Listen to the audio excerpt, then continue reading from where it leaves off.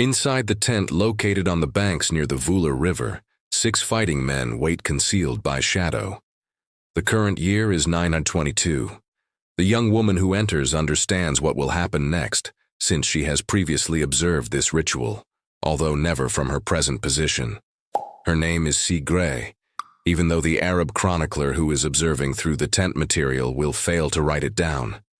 He only records that she was youthful, that she had served the deceased chieftain, and that she offered herself to accompany him into the afterlife. The 3rd fighter has recently concluded his turn. The 4th male approaches. Sigrid speaks using imperfect Norse.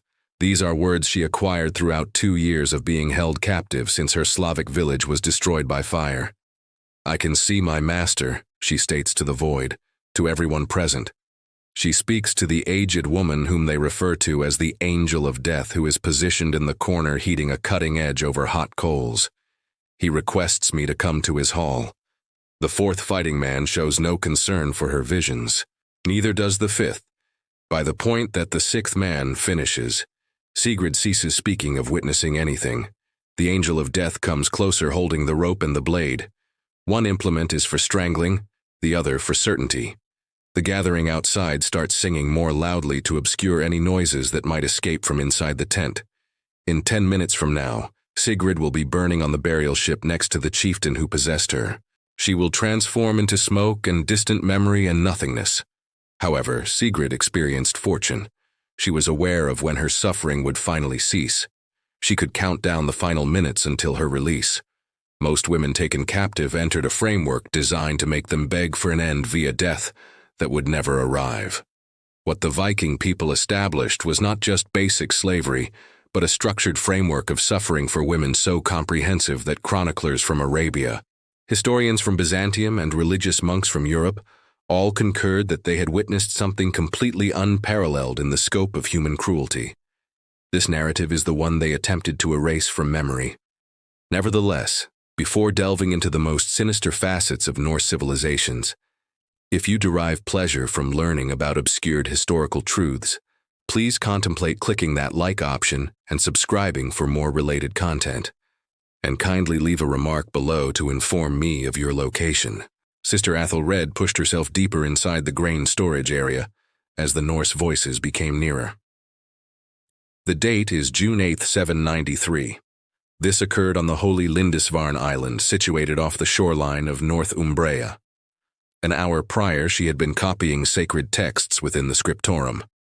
Presently, she hunkered down in the shadows, lungfuls of grain dust entering her body, listening to noises she had never conceived of hearing within a monastery's enclosed walls. Through small fissures in the wooden storage structure, she observed the warriors sorting the captives. Her acquaintance Bridge was pulled by her hair towards the sand where unfamiliar ships were waiting. Bridget had an attractive appearance with reddish-brown hair that reflected daylight during the morning prayers. That appealing quality had tragically become her burden.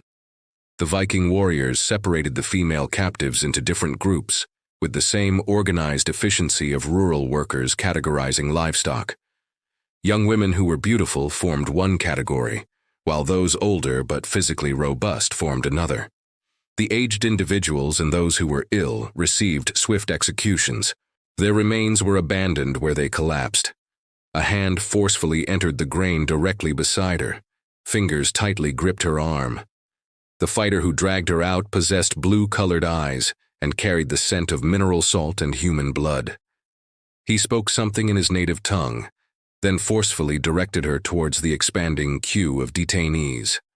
Sister Aelred, who had pledged her existence to Christ at the age of 14, who had dedicated 12 years to quiet contemplation, was moments away from realizing what Vikings inflicted upon the women they captured.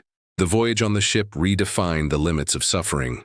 40 women were crammed into a small area, intended for only 20, receiving no provisions for the initial 2 days. Water was provided only when ocean waves crashed over the side, forcing them to attempt to absorb the salty dampness from the timber that numerous previous detainees had similarly tasted. The women were arranged based on their potential market value, and even within the blackness underneath the deck, the warriors were fully aware of exactly which individuals had been chosen for what designated purposes. Ethelred started to differentiate between the various kinds of visits. Sometimes the warriors came with the intent of physical harm, sometimes for alternative actions, sometimes merely to stare, to calculate their future shares of the upcoming distribution. The trip from Lindesfarn to the land of Norway consumed 11 days. By the 5th day of travel, 2 women had perished. Their corpses were thrown overboard into the sea without any ceremony.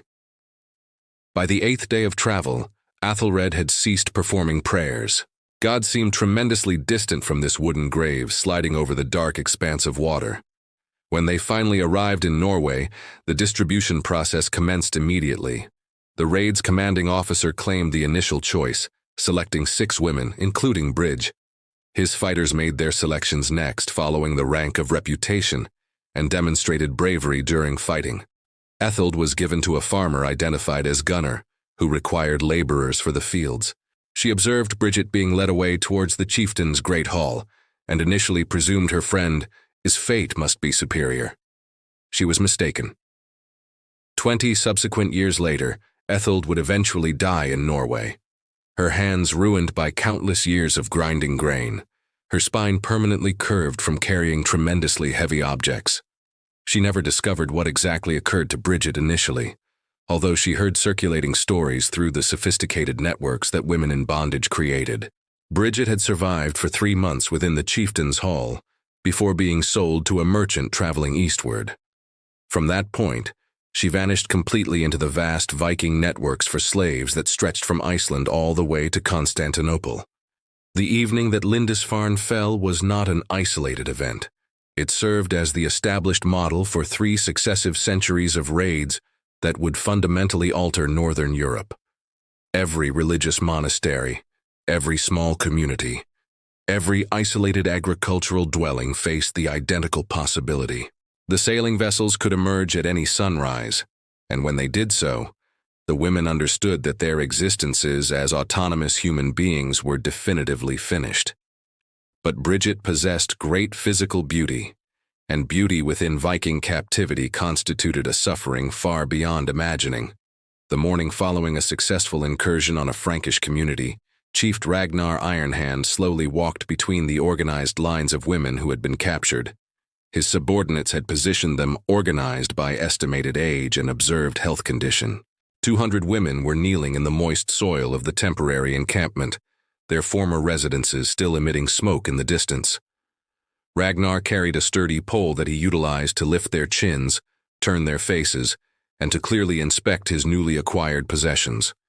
He divided them into 3 specific categories, with practiced efficiency. The first category, designated as laborers, included women who were older and those who exhibited signs of arduous living. These individuals would toil in fields, perform the grinding of grain, and maintain the households until their physical forms failed. The second category, designated as breeders, was composed of healthy young women of childbearing capability. They were expected to produce additional slaves, their offspring automatically inheriting the status of their maternal parent. The third category, specifically designated for special purposes, contained the physically beautiful, those of noble background, and the extremely young. Marie was 30 years old, a mother of 4 children, who had seen Vikings execute her spouse in their entryway. She was assigned to the laborer group. Her hands demonstrated that she understood how to labor, and her robust physical structure implied many subsequent years of productive work remained. She would spend 16 continuous hours per day performing the grain-grinding task in Ragnar's household, her fingers progressively deforming due to the continuous movement until they resembled gnarled roots. She would endure for 8 years before her body simply ceased to function, entirely worn out like a tool utilized past its point of breaking. Isabel was 16 years old, the offspring of a lower-ranking nobleman who had attempted to coordinate resistance. She was assigned to the breeder category. Within only 1 month, she would comprehend the full meaning of that categorization. Within a year, she would bear her first offspring, a male child who would never learn the identity of his paternal parent. Over the following 10 years, she would produce 7 offspring, all born into servitude, all separated from her the moment they were capable of working. The Viking economy operated based on this perpetual multiplication of human property. Margaret possessed a type of attractiveness that transcended the terrible surrounding conditions. She was 20 years old, with facial features that remained captivating, even while covered in tears and mud. She was assigned to the special purposes category. Her destined path immediately diverged from the others. While Marie and Isabel were expected to remain within Scandinavia, Marguerite would be cleansed, given superior provisions, and instructed in basic phrases in numerous languages. She was considered an asset being prepared for eventual sale to the individual offering the highest price in the enormous slave markets in the East. The selection procedure revealed the economic precision that underpinned the Viking raids. This was not merely random violence, but a calculated form of harvesting. Each specific category of woman had distinct market values and predetermined roles within the complicated structure of Norse slavery. The Vikings had effectively industrialized human misery with an efficiency that would not be paralleled until the later Atlantic slave trade 7 centuries further on. Ragnar's choices that particular morning were repeated across hundreds of raids occurring annually. Vikings cultivated proficiency in evaluating human assets instantaneously. They could determine a woman's approximate age based on her teeth, her capability for manual work based on her hands, and her potential for reproduction based on her hips. They understood precisely which specific ethnic groups commanded higher prices in particular markets. Frankish women fetched good prices in Ireland. Irish women were highly valued in Iceland. Slavic women commanded the absolute highest prices in Byzantine trading centers. A woman capable of reading and writing, especially in the Latin language, might be sold to Byzantine households needing educated serving staff. A woman possessing familiarity with herbs and natural healing could serve Viking households in numerous capacities. Every acquired skill elevated the market value. Every capability represented prolonged survival, though survival itself became a questionable form of blessing. Marie realized her destiny that very first day when she was escorted to the grinding apparatus.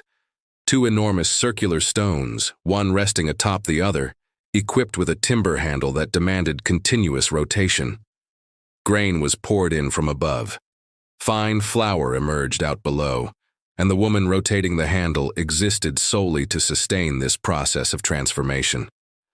The woman she replaced had passed away the previous afternoon, her heart giving way after 7 straight years of performing the identical action. Marie assumed her position and started to exert force. The stones possessed significant weight.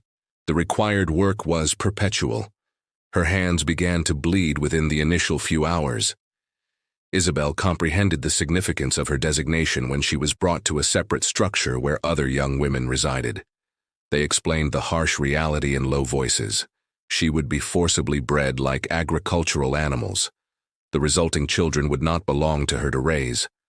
Any form of resistance meant punishment that ceased just short of harming her capacity for reproduction. Acceptance signified survival, although survival within this particular framework necessitated redefining the entire word. Marguerite's preparation commenced right away. She was washed, her hair styled in ways that highlighted her facial features. She was instructed how to stand in manners that advantageously displayed her physical form. She acquired basic conversational phrases in the Arabic, Greek, and Slavonic languages. Every day, traders would arrive to examine her, though the actual transaction awaited her arrival at a major trading hub. She was essentially merchandise undergoing preparation for exhibition, and the better she presented herself, the higher her eventual price would rise. However, survival was not measured by years passing. It was measured by the total number of instances you could be shattered before remaining permanently broken. The auction block in the city of Dublin was 15 feet tall, ensuring maximum visibility for the numerous buyers overcrowding the market square. The year was 852, and Dublin had evolved from an Irish settlement into the primary Western headquarters for Viking human trafficking operations. Princess Orlais stood completely unclothed on the raised platform, her royal heritage now functioning merely as a selling point to increase her value. The auctioneer spoke using 4 different languages, detailing her attributes to merchants from Byzantium, Moorish traders arriving from Spain, Norse settlers journeying from Iceland, and local Irish collaborators who profited from the immense suffering of their own population. He emphasized her noble background, her educational level, and her status as a virgin, though the final point was a presumption rather than an officially confirmed status. Confirmation would reduce the final price by implying possible damage to the valuable merchandise. The bidding commenced at 12 marks of silver currency. A Byzantine merchant elevated the price to 15, understanding that an Irish princess would attract considerable attention in the Constantinople slave marketplaces.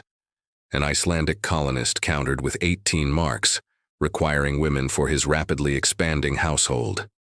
The ultimate price reached 24 marks, paid by a trader whose specific business was moving high-value women along the eastern trading routes. Orlais would journey through Sweden, proceed down Russian rivers, and eventually reach the city of Baghdad, where her light skin and red-colored hair would establish her as an exotic curiosity within some affluent merchant's residential complex. However, Orl's sale represented merely one transaction. In a market structure that processed several thousands of women each month, Dublin's complete slave infrastructure was comparable to Rome's ancient markets in sheer volume and surpassed them in operational efficiency. Holding pens were capable of accommodating 500 women simultaneously. Feeding stations provided the absolute minimum sustenance necessary to maintain value without incurring excessive expenditure. Medical examiners ensured that sick women were kept separate to prevent widespread illness that might destroy the valuable inventory. The girl from Wales named Branwen had been sold a total of 16 times within a span of 2 years. Each consecutive sale moved her further away from her place of origin through varying Viking settlements, where she provided temporary service before being sold again. The ceaseless relocation was intentional. Women who remained in one fixed location for too long might establish local connections, might organize some form of resistance, or might become too familiar to their owners. The trade kept them constantly moving, perpetually displaced, and eternally foreign. In the designated holding areas, a woman from Pickland gave birth resting on straw bedding that had not been replaced for several weeks. The infant would be raised into slavery if it managed to survive, although infant fatality rates within these pens exceeded 60%. The mother would be allotted 3 days to recuperate before being returned to the auction block. Her very recent pregnancy was advertised as clear confirmation of her fertility. Buyers appreciated such direct confirmation that their financial investments possessed the capacity to multiply themselves. A noble woman from Francia named Elisande attempted to purchase her own freedom, offering detailed information about hidden gold in her family's various estates. The traders listened attentively to her information, dispatched personnel to recover the gold, then proceeded to sell her regardless. The fundamental concept of honor when dealing with human slaves was deemed ridiculous. They were legally property, and property cannot legally enter into agreements. The differences in price unveiled the precise commercialization of female human existence. A female deemed a virgin between the ages of 14 and 18 might command 20 marks. The identical woman, having lost her virgin status, dropped in value to 12 marks. A woman beyond 25 years of age fetched 8 marks if she displayed no specialized proficiencies. A woman beyond 35 years of age brought 4 marks unless she possessed exceptional abilities. A woman who was pregnant might bring 15 marks with the implicit understanding that she was carrying potential additional property. Specialized skills established premium classifications. A woman capable of illuminating written manuscripts might command 30 marks from religious monasteries attempting to continue their work despite the absence of trained monks. A woman possessing medical expertise might bring 40 marks from settlements desperately needing healers. Musical talent, specifically singing ability, could effectively double a woman's monetary value for affluent households seeking entertainment. 3 ships typically arrived every week during the busy trading season, each vessel carrying 30 to 60 women collected from various raids across the entirety of the Christian world. The operational logistics necessitated remarkable coordination. including food and water provision for the extensive journey, effective security measures to prevent any escapes, medical knowledge utilized to minimize inventory losses, and extensive interconnected networks to successfully identify buyers. The Vikings had engineered the medieval world's most intricate and developed system for human trafficking. A single specific shipment of 30 women traveling from Francia to Iceland clearly illustrates the trade's unforgiving mathematics. 2 women deliberately leapt overboard on the 3rd day of the voyage, choosing drowning over whatever terrible future awaited them. 5 women perished during the extensive journey due to severe disease, violent encounters, or profound despair. The remaining 2-3 women were subsequently distributed among Icelandic settlers who had pre-submitted their specific orders. Each woman represented a specialized requirement. Young individuals were desired for breeding purposes, older ones for fieldwork tasks, beautiful ones for social status exhibition, and skilled ones for specific specialized labor. The woman who tragically leapt overboard left behind her young daughter in the ship's cargo area. The child, likely 7 years old, witnessed her mother making the choice of death over unavoidable slavery. She would certainly remember that devastating choice throughout the entirety of her life. In Iceland, where she would mature existing as property, bear offspring existing as property, and eventually die existing as property on a desolate island where the immense oceans extended indefinitely in all directions, freedom was always plainly visible, yet forever unobtainable. Trading seasons followed predictable annual patterns. Springtime brought newly acquired captives from early raiding activities. Summer saw the highest volume of transactions as Viking fleets returned from prolonged campaigns. Autumn signaled the final sales before the onset of winter rendered sea travel impossible. Winter generally meant reduced pricing for any merchants willing to maintain the inventory throughout the colder, frozen months. Each specific season had its own inherent cruel rhythms. Those individuals sold to the island of Iceland confronted a particularly unique terror. They were entering an island prison where escaping meant suffering a freezing death in the boundless ocean. At the Thing, the Icelandic General Assembly located at Thingvellir in the year 970, the official law speaker stood upon the elevated rock platform and recited entirely from memory the specific section of Gragas law pertaining to female thralls. His commanding voice resonated across the assembled populace as he articulated words that had been meticulously refined over numerous generations to completely eliminate female personhood within all legal structures. A thrall woman's entire physical being belongs exclusively to her master. She cannot legally decline any form of use of her physical person. Her resulting children inherently belong to her master.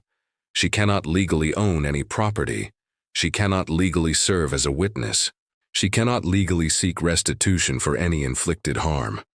She exists completely outside the jurisdiction of law, except as a possession belonging to her master. These stipulations were not merely abstract concepts, but the daily lived realities for many thousands of women across the entire Norse world. The legal code established a condition of perpetual living death, where women physically existed but possessed no legal standing as individual persons. They were animated possessions, physical objects capable of breathing, sentient assets with no greater entitlements than household furnishings or livestock animals. The legal dispute being judged on that specific day perfectly exemplified this structural system. Thorstein Redbeard had fatally injured his neighbor's female thrall, named Asa, during a heated disagreement concerning field boundaries. The deceased woman had been accidentally caught in the middle when Thorstein swung his axe towards his neighbor. The central legal question was not classified as murder, but rather as damage inflicted upon property. The official ruling required Thorstein to remit her replacement market value, which was determined to be 8 marks of silver for a woman estimated at approximately 20 years old, who possessed weaving skill. No subsequent additional penalty was incurred, and no consideration was given to the life that had been ended. It was simply deemed a commercial transaction intended to financially compensate for damaged property. Asa had been captured during a raid in Ireland 5 years prior. She had successfully learned the Norse language, adapted to the unforgiving Icelandic environment, and developed exceptional proficiency in weaving skills that made her highly valuable to her owner. She had even borne 2 children who currently served in the same household. None of these facts held any legal significance. Her passing was officially recorded in the identical manner as the unexpected loss of sheep during a heavy storm. It was regrettable destruction of financial assets, requiring calculated monetary compensation. The Gragas laws extended further in their complete dehumanization. A surprisingly detailed provision known as the morning gift custom permitted masters to loan out their female thralls to visiting guests as gestures of hospitality. Refusing this particular use was legally impossible for the woman. The woman was temporarily transformed into a gift circulated among men, like drinking vessels filled with mead. Any offspring resulting from such temporary arrangements automatically became the established property of the woman's owner, irrespective of the father's social status. Ragnhild experienced this specific system when her master hosted a gathering attended by 5 chieftains to formally discuss forming a raiding pact.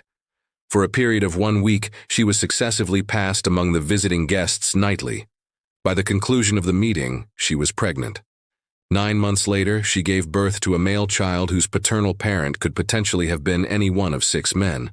The child was officially nobody's son, but universally everybody's property, raised in servitude with no defined identity extending beyond his mother's state of bondage. The legal codes addressed every conceivable eventuality of female slavery, with deeply unsettling thoroughness. If a thrall woman sustained injury inflicted by someone other than her legal owner, any resulting compensation was given to the owner, not to the injured woman herself. If she became permanently disabled, her monetary value decreased significantly, and the owner could pursue the financial difference from the individual who caused the damage. The woman's actual suffering was deemed entirely irrelevant. Only the subsequent economic repercussion on her legal owner truly mattered. Gudrun discovered this harsh reality when a traveling trader assaulted her with such extreme violence that she was rendered incapable of performing work. Her owner aggressively demanded compensation, not for the intense pain suffered by Gudrun, but specifically for the complete loss of her labor capacity.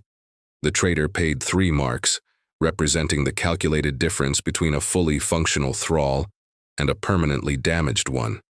Gudrun received absolutely nothing except continued servitude within a physical body that would never achieve full recovery. The existing inheritance regulations established generational bondage that seemed utterly impossible to escape.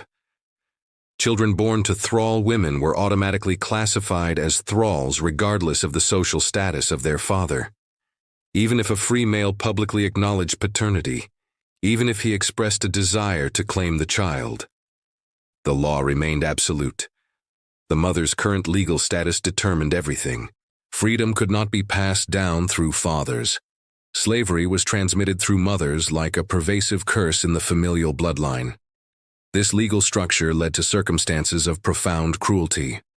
Free men might develop genuine emotional attachment towards thrall women, might genuinely consider their offspring beloved children, and might wish to grant them freedom. The law strictly prohibited this without the explicit permission of the legal owner, which necessitated purchasing both the mother and the children at their full prevailing market value. Few individuals could genuinely afford such immense expenditure. Many children grew up knowing their fathers, seeing them on a daily basis, yet remaining property that could be sold off at any moment. The legal system also meticulously created detailed rules regarding sexual access that clearly revealed the precise intersection of property law and human violation. An owner held the authority to utilize his female thralls without any restrictions. He could grant permission for family members to enjoy the same privilege. He could grant specific permission to visiting guests. He could rent access to her person for established fees. However, if someone utilized a female thrall without obtaining proper permission, it was not legally classified as an assault perpetrated against the woman, but rather as the theft of specific services from the legal owner. The resulting crime was economic in nature, not moral. One particular provision appeared to offer a small measure of mercy, but in reality deepened the cruelty. If a female thrall bore her master 3 children who managed to survive into adulthood, she could theoretically gain her freedom.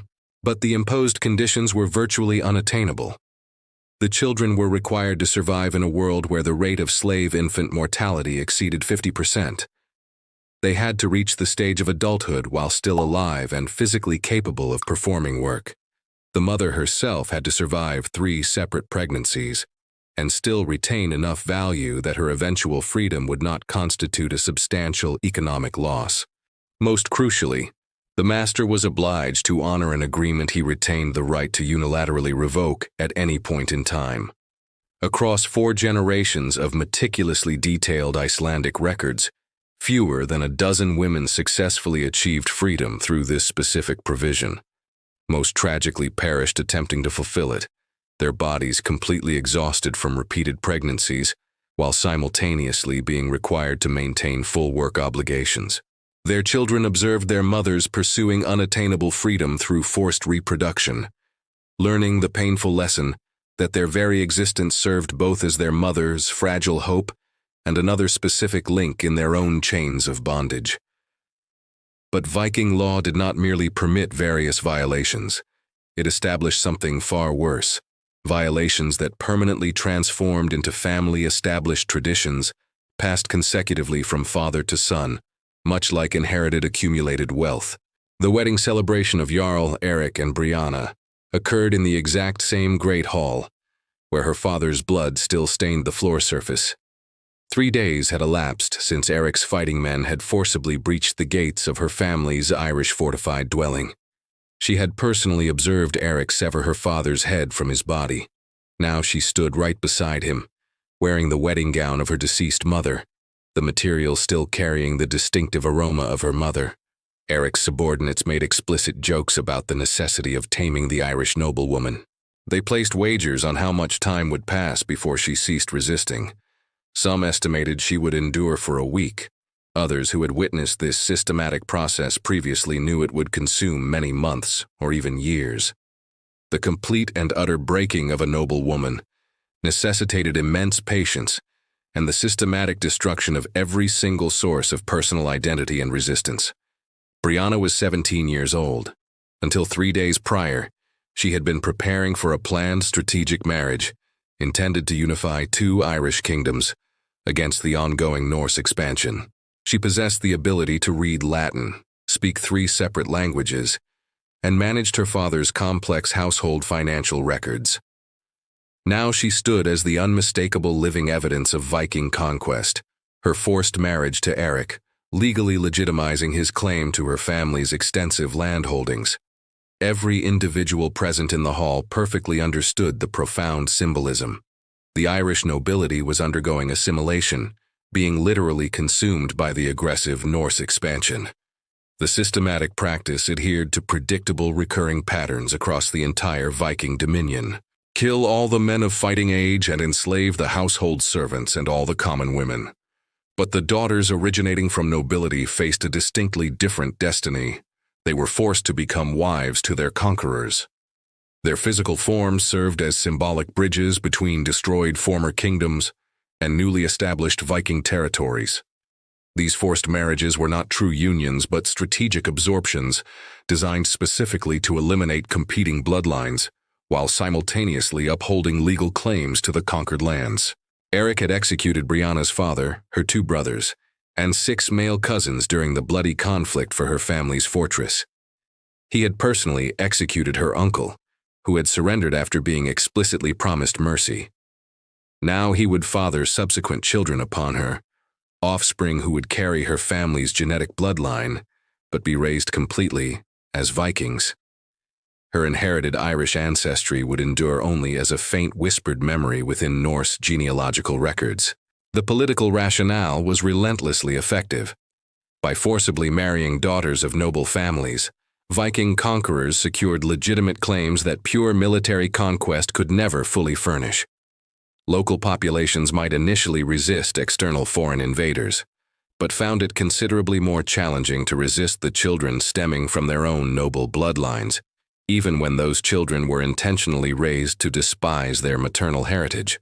The women were effectively transformed into biological weapons in an ongoing war of cultural absorption that often required many generations to fully conclude. 3 recorded instances of forced marriages from this specific time period demonstrate the horrifying consistency of the pattern. In Scotland, the daughter of a vanquished Mormare was compelled to marry the Viking individual who had choked her father to death using only his bare hands. She subsequently bore him 4 sons, who matured to command raids against their own maternal kin. She existed for 30 years as the wife of her father's murderer, raising children who openly celebrated their father's military triumph over their maternal grandfather. In Francia, a recently widowed woman was compelled to wed her husband, his killer, within only 1 month of becoming a widow. The Viking commander required her presence to maintain effective control over her late husband's large estates. She had watched him perish while attempting to defend their dwelling. Now she was obligated to share a sleeping chamber with his killer, while her children resulting from her initial marriage were being raised as common thralls within their very own former residence. In Saxony, a princess was forced to marry the Viking leader, who had intentionally burned her city to the ground. She had personally seen him order the mass execution of 300 citizens who refused to surrender. At their subsequent wedding ceremony, he wore his protective armor still visibly marked with soot residue from the massive conflagration. Their subsequent children would mature listening to tales of their father's glorious military victory, never learning their mother had personally witnessed him systematically slaughter their grandparents.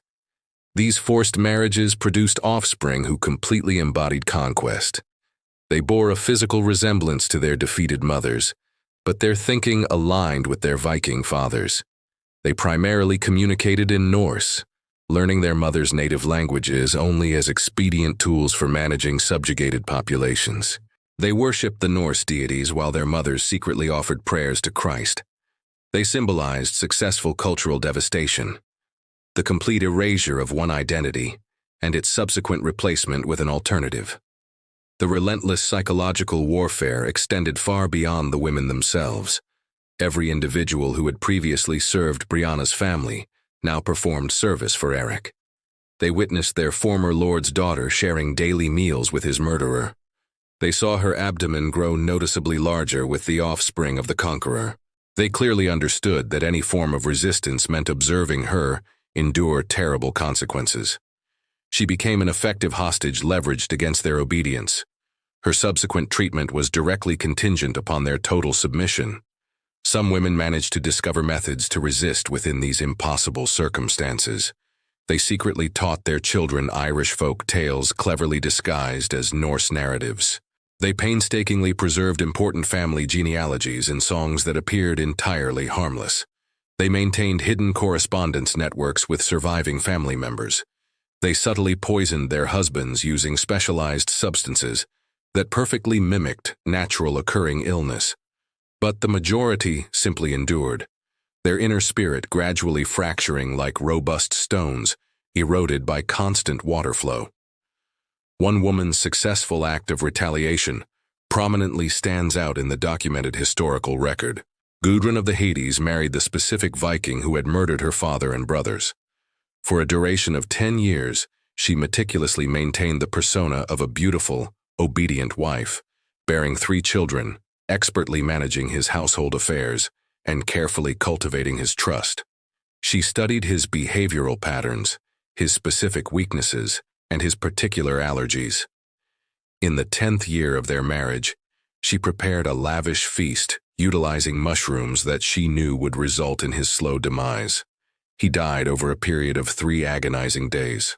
Believing he had simply consumed spoiled food, she legally inherited his accumulated property as his widow, raising their children entirely free from his dominant presence.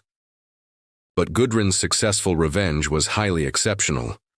Most women quickly discovered that death, even the death of their tormentor, provided no true escape to freedom. Viking established law and custom absolutely ensured that widows were passed on to brothers, sons, or other available male relatives.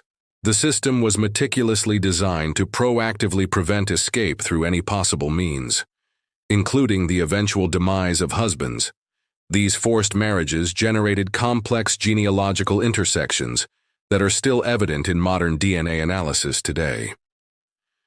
Contemporary Icelandic genetic research clearly reveals that while the male ancestral lineage is overwhelmingly Norse, the female ancestral lineage is heavily Celtic, primarily Irish and Scottish. These calculated statistics precisely represent many thousands of Briannas, women whose physical forms were utilized as the biological vessels through which Viking expansion achieved permanent genetic conquest. Death was the escape route for her. Most women ultimately discovered there existed destinies designed to render even death itself impossible to attain. The preparations for the funeral rite commenced 10 days before the chieftain's physical body was scheduled to burn. On the edges of the Volga River, the Rus Vikings meticulously prepared for an elaborate ceremony that was intended to clearly demonstrate their wealth, their immense power, and their absolute dominion over both life and death.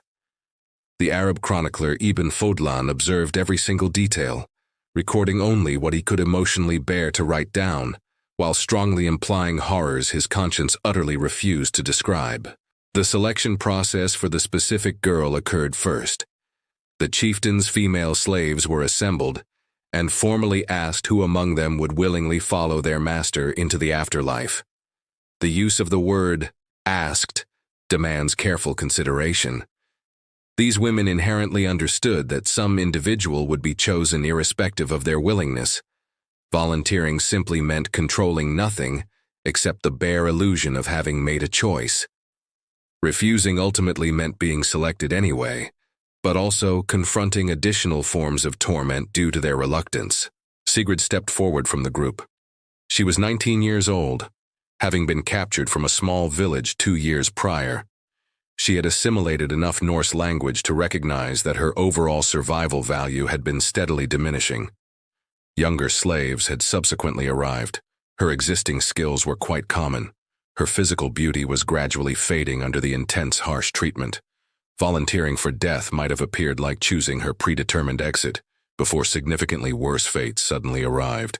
Once officially selected, Sigrid entered a strange state of suspension between being alive and being dead. For a duration of 10 days, she would be treated as someone simultaneously sacred and definitively doomed. She was provided with superior food, strong alcoholic beverages that maintained her intoxicated but minimally conscious, and new clothing that specifically marked her as chosen for a divine objective. She was strictly guarded constantly, never left alone, never permitted the slightest chance of escape or self-harm that might abruptly disrupt the upcoming ceremony. Days 1 through 3 established the daily ritual. Each morning Sigrid was physically lifted onto a raised platform, where she loudly proclaimed seeing visions into the realm of the afterlife. "I can see my master," she would forcefully call out, even though her master's actual body lay preserved inside a temporary shelter. "He is summoning me to his magnificent hall." The assembled crowd would loudly cheer these proclamations of visions, interpreting them as concrete confirmation that their chieftain was eagerly awaiting her presence in Valhalla. The highly potent strong drink was absolutely essential. It needed to keep Sigrid in a necessary condition, where she could still execute the required actions, but could not completely grasp the reality of what was truly occurring. The specific mixture, according to original Norse documentation, included strongly fermented honey beverage, herbs that induced mild hallucinations, and specific substances that prevented her from achieving complete unconsciousness. She drifted throughout the days in a state of manufactured euphoria, physically present, yet not entirely mentally there. Days 4 through 6 introduced the waiting warriors. Each consecutive night, various men drawn from the chieftain's inner circle would visit Sigrid's prepared tent. This was officially characterized as a great honor. These warriors were officially sending specific messages to their deceased leader through the woman who would soon join him. Ibn Fodlan explicitly describes the loud singing that occurred accompanying these scheduled visits, loud enough to effectively mask any other accompanying sounds. He further observes that 6 distinct warriors participated over the 3 consecutive nights, though his written account becomes purposefully vague regarding the precise specifics. what Ibn Fedlan strongly implied, but deliberately chose not to describe openly, can be largely understood through comparative parallel accounts drawn from other independent sources. The Byzantine chronicler Constantine Phirogenitus documented similar ceremonial practices, where the condemned woman served as a vessel for the living to spiritually communicate with the deceased through specific physical acts. The Frankish chronicler Adam of Bremen wrote about specific Swedish ceremonial practices, where the required sacrifice incorporated shameful acts before the culminating death. Days 7 through 9 centered on the physical preparation of the material elements. The large funeral ship was physically dragged onto the shore and systematically filled with various goods the chieftain would certainly require in the afterlife. These included weapons, valuable gold, live horses, dogs, and ultimately the preserved corpse itself. A protective tent structure was erected directly on the ship's deck, where the final stage of the ceremony would take place. Sigrid watched these methodical preparations, fully understanding that every single item added to the ship brought her own impending death closer. The aged woman, known universally as the Angel of Death, made her official appearance on day 7. She was a physically imposing woman, broad and immensely strong, with eyes that plainly revealed she had successfully supervised many such ceremonies previously. She would be the designated individual to ensure Sigrid's demise when the appointed moment arrived. She meticulously prepared the necessary implements, a sturdy rope for strangulation, a broad cutting edge for absolute certainty, and various herbs that would be burned to effectively conceal the stench of death. Her distinct presence signified that the ceremony had transitioned from the preparatory stage to absolute inevitability. Day 9 introduced necessary rehearsals. Sigrid was thoroughly instructed exactly where to position herself, precisely what words to speak, and exactly how to move throughout the established ceremony. She practiced consuming the liquid from the ceremonial cup. She rehearsed her scripted final statements. She was clearly shown the interior of the tent where the final actions would occur. Everything was painstakingly choreographed to guarantee the seamless execution of both the required ceremony and the girl herself. The final appointed day arrived with unexpected clarity. The assembled crowd gathered right at dawn, hundreds of specific witnesses to confirm their chieftain's glorious departure. Sigrid was carefully dressed in the finest quality clothing she had ever worn, wearing gold arm rings that specifically marked her as the chosen one, and a large cloak that had originally belonged to the chieftain himself. She was physically lifted onto the ship where she meticulously performed all the required rituals. She consumed liquid from 3 separate cups. The first she officially dedicated to her mother and father, the second to her deceased relatives, and the third to her awaiting master in the afterlife. Each consecutive cup contained an increasing amount of the potent, intoxicating mixture. By the consumption of the 3rd cup, she visibly swayed, held upright by 2 assisting women, who ensured she successfully completed the ceremony. The tent ceremony commenced next. 6 specific warriors waited inside, the identical 6 individuals who had previously visited her private tent on previous nights. Now, in the full light of day, with hundreds observing the strained movements of the tent, they carried out their final use of the woman who would be carrying their important messages to Valhalla. Ibn Fadlan specifically notes that each man immediately upon emerging would loudly proclaim that he had completed this act out of profound love for his chieftain. When the 6th warrior finally emerged, the Angel of Death entered holding her specific rope and blade. What precisely happened next was deliberately obscured by the tent walls, but the gathered crowd could clearly perceive rapid shadows moving through the fabric. 2 women securely held Sigrid's hands. 2 men securely held her feet. The Angel of Death positioned the rope around her slender neck, while another individual pulled it extremely tight. The act of strangling required several minutes to complete. To definitively ensure death, the broad blade was forcefully driven between her ribs. Sigrid's motionless body was laid down next to the chieftain on the funeral ship. Flaming arrows were used to ignite the oil-soaked wood structure. Within only a few minutes, the entire ship was engulfed in intense blaze. The crowd cheered loudly as thick smoke ascended, carrying their chieftain and his slave to the anticipated afterlife. By the time of sunset, only fine ashes and metal fittings remained visible, but cigarette was merely one example among thousands. Similar rituals occurred extending from Iceland all the way to Russia, wherever Viking chieftains died, possessing sufficient wealth to finance such lavish spectacles. Adam of Bremen provided accounts of personally witnessing a ceremony in the country of Sweden, where 5 women were burned alongside a deceased king. Archaeological data recovered from Norway confirms the presence of multiple female skeletal bodies found in ship burials, their specific positioning strongly suggesting they did not die naturally. The religious justification completely enveloped brutality within a sacred defined purpose. These women were not technically murdered, but rather purposefully transformed into everlasting servants. They would continue serving in Valhalla just as they had provided service during their lifetime. Forever, permanently bound to the masters who legally owned them even beyond their death. The gathered crowd celebrated these specific transformations as high honors, representing the greatest possible purpose a slave woman could hope to achieve. At the very least, funeral sacrifices concluded quickly. The sacrifices of the living women lasted many decades. 7-year-old Astrid learned the painful truth that she was classified as property on a perfectly ordinary morning when she attempted to engage in play with the blacksmith's young daughter. The other girl forcefully pushed her away, verbally spitting words Astrid had heard previously but not fully comprehended. Thrall.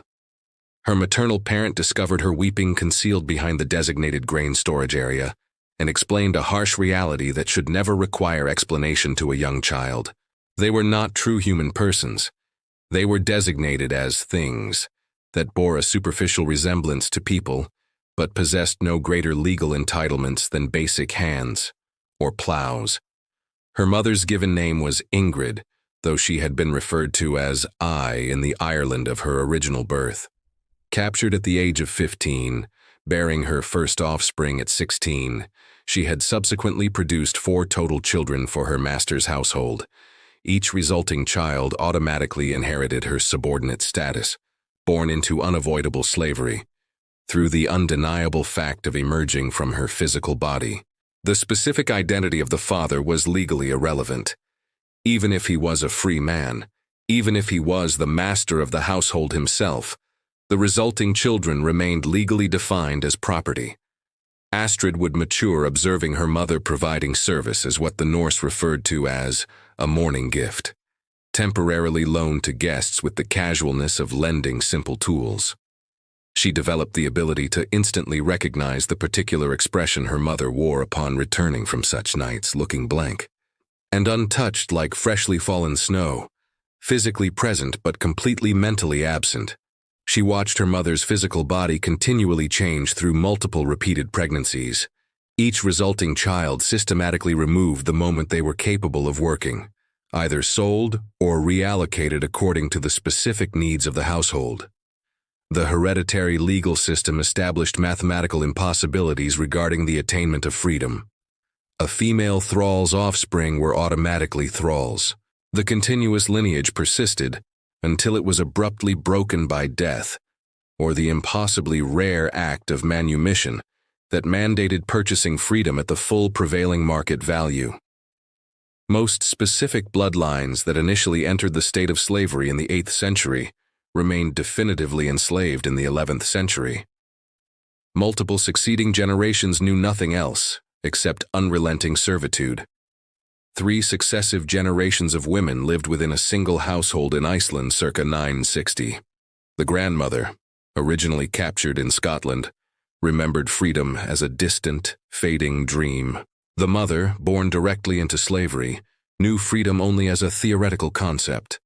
The granddaughter could not even conceive of freedom any more than she could conceivably imagine the act of flying.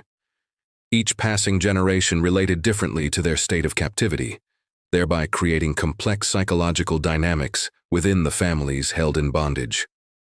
The grandmother intensely clung to her memories of Scotland, teaching her descendants particular words in a language they would never properly utilize in a land they would never witness. She represented a living connection to the original freedom, continually reminding the children that their family bloodline had not perpetually been property. Her compelling narratives about life prior to the slavery seemed like fanciful fairy tales to grandchildren who had never seen any individual who physically resembled them, living freely. The mother occupied a middle transitional space, born directly into slavery, but raised by someone who vividly remembered genuine freedom. She understood intellectually what exactly had been tragically lost, but possessed no personal experience of it herself. Her specific identity was formed entirely constrained by the limitations of slavery. She lacked the capacity to teach her children how to truly be free, because she had never acquired that knowledge herself. She could only successfully teach them how to adequately survive as slaves, passing down critical strategies for successfully avoiding physical punishment, maintaining adequate health despite the harsh conditions, and earning minimal privileges through absolute compliance. The granddaughter possessed no knowledge of anything else. Slavery was not merely a circumstantial condition, but her inherent identity. She did not perceive herself as a person who coincidentally happened to be enslaved, but rather as a slave who coincidentally happened to be person-shaped. The resulting psychological damage penetrated deeper than mere submission. It involved the complete internalization of property status, accepting at the most foundational level that she existed exclusively as an extension of her owner, is deliberate will. Children routinely observed their mothers being sexually violated repeatedly, internalizing this experience as entirely normal and inevitable. It represented their own future. Daughters matured knowing they would undergo precisely what their mothers endured. Sons matured, knowing they could never successfully protect their mothers or their sisters or their future daughters. The cumulative emotional damage intensified across succeeding generations. Each child inherited not only the legal status but also the total accumulated trauma. One specific family traced through the sagas endured 5 continuous generations of enslavement. The initial captured woman, taken from Francia, bore 8 total children. Her daughters subsequently bore her 23 grandchildren. By the 5th generation, exceeding 100 descendants lived in the state of slavery across Iceland, Norway, and Denmark. An entire genetic ancestral line was tragically reduced to mere property, their potential valuable contributions to art, emerging science, skilled leadership, or basic human happiness completely erased by the enduring inherited bondage. The extensive psychological destruction manifested itself in specific behavioral patterns that appeared across all slave populations subjected to long-term bondage. Extreme avoidance of conflict that extended far beyond normal prudence into a pathological inability to assert even the slightest personal preference. Dissociation during moments of violence that transformed into permanent emotional numbness. Hypervigilance that actively prevented truly deep sleep or genuine relaxation. These specific adaptations assisted individuals in managing to survive but permanently harmed them in complex ways that were passed down to their offspring through both observed behavior modeling and modern scientific findings suggesting epigenetic changes resulting from severe trauma. Some women desperately attempted to break the devastating cycle through the act of infanticide, terminating their newborns rather than condemning them to inherited slavery. Norse law treated this grave act as mere property destruction, mandating compensation to the legal owners, not recognizing it as desperate actions carried out by mothers attempting to spare their children inherited suffering. The historical sagas occasionally refer to the discovery of deceased infants hidden carefully in hay storage areas or submerged in streams, their mothers actively choosing immense grief over watching another full generation become enslaved. The rampant sexual violence consistently experienced by female thralls unfortunately created complicated and often ambiguous bloodlines. Many children never learned the identities of their fathers. Others knew the identity but were legally forbidden to acknowledge the free men who had fathered them. Some grew up seeing their fathers daily, potentially even receiving infrequent kindness, while perpetually remaining property that could be sold or traded away. The immense psychological impact of knowing your father, while simultaneously being owned like livestock, generated identity fractures that never fully healed. Physical characteristics of the state of slavery were often passed through subsequent generations. Inadequate nutrition during pregnancy created resulting children highly susceptible to specific future health complications. Repetitive strain injuries resulting from intensive labor became heritable predispositions. The stunted physical development resulting from harsh childhood labor meant each subsequent generation started out smaller, intrinsically weaker, and significantly more vulnerable. Physical bodies themselves became established archives of accumulated extensive suffering. Each passing generation added subsequent new chapters of damage. Language offered one of the few available spaces for the vital preservation of cultural identity. Enslaved women carefully taught their children specific words from homeland languages, traditional songs from the time preceding their capture, and stories that preserved precious fragments of free heritage. These linguistic treasures were carefully hidden from their masters, shared exclusively in hushed whispers, and carefully maintained across generations as concrete proof that they had once constituted more than mere property. Some specific women discovered that death itself was not even a guaranteed escape, when Vikings devised methods to force them to continue service even beyond the grave.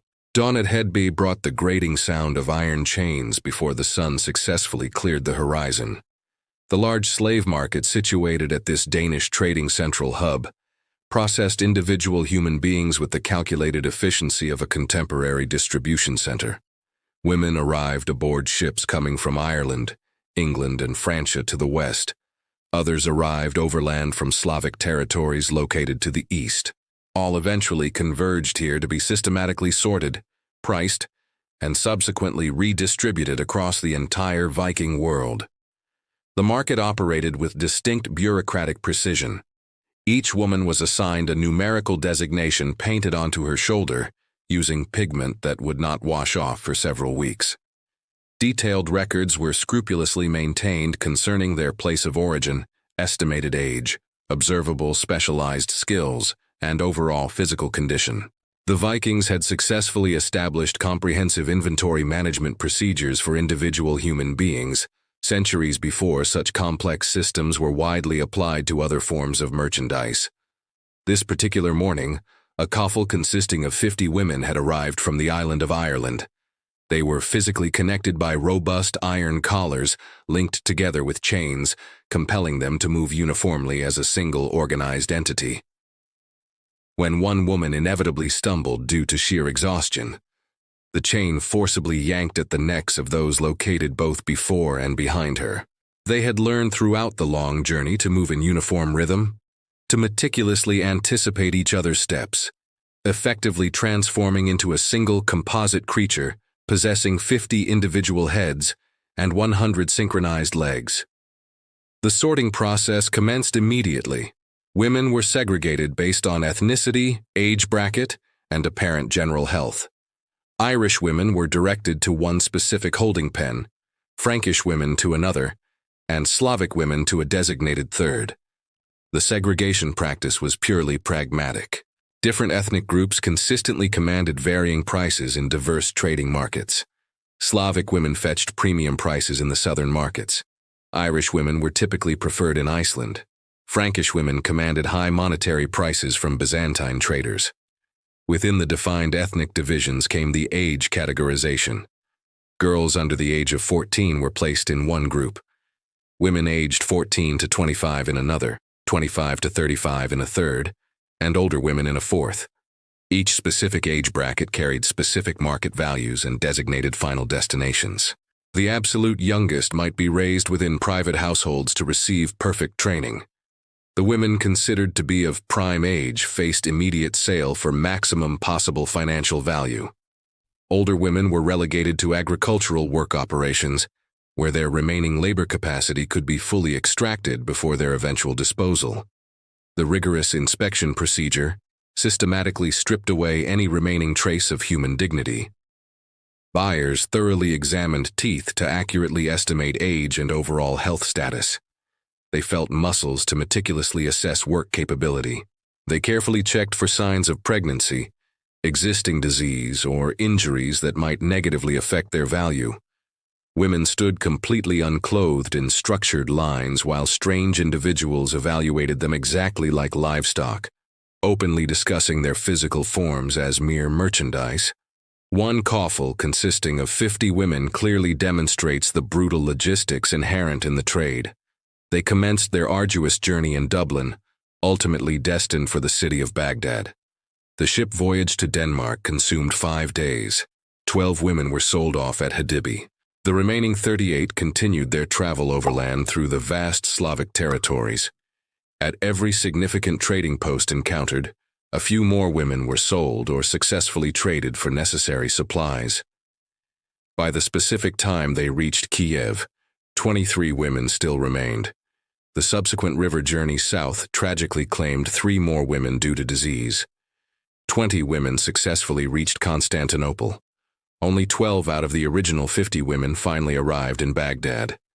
Each subsequent stage of the demanding journey brought new, distinct horrors. Different crews of guards with varying appetites. Different languages meant the absolute inability to successfully communicate needs or fully understand necessary commands. Different climatic conditions required rapid adaptation while remaining chained and inadequately fed. The women who ultimately survived to reach their final intended destinations had endured profound transformations that left them barely recognizable as the actual people who had initially started the long journey.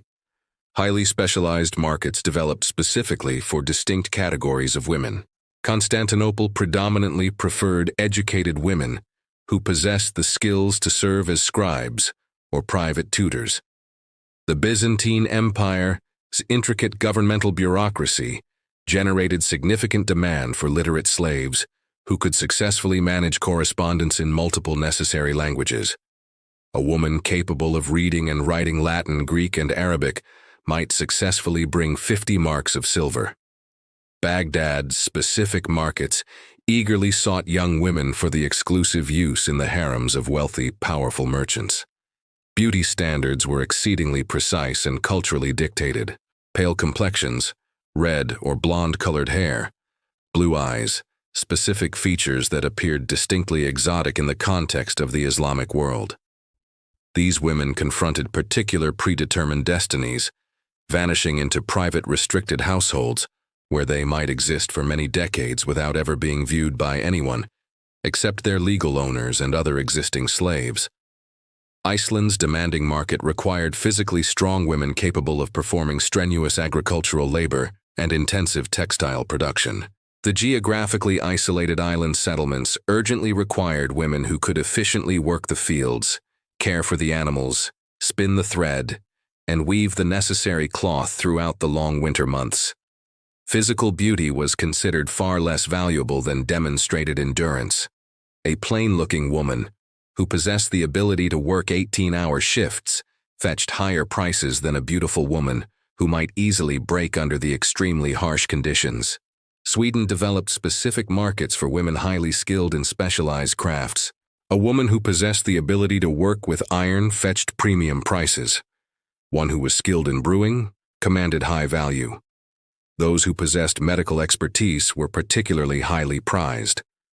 The Vikings recognized the fact that certain specialized skills multiplied overall value and actively sought women possessing specialized capabilities.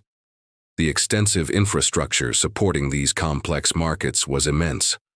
Slave catchers operated similarly to independent contractors, conducting raids on isolated settlements to capture women and children for subsequent sale. Translators worked continuously in the markets, imparting basic North phrases to new captives or serving as necessary intermediaries in price negotiations. Doctors, such as they were defined, focused on keeping women alive throughout the difficult journeys, understanding clearly that deceased merchandise generated no financial profit. The specific financial instruments developed explicitly for the slave trading business predated modern complex commerce.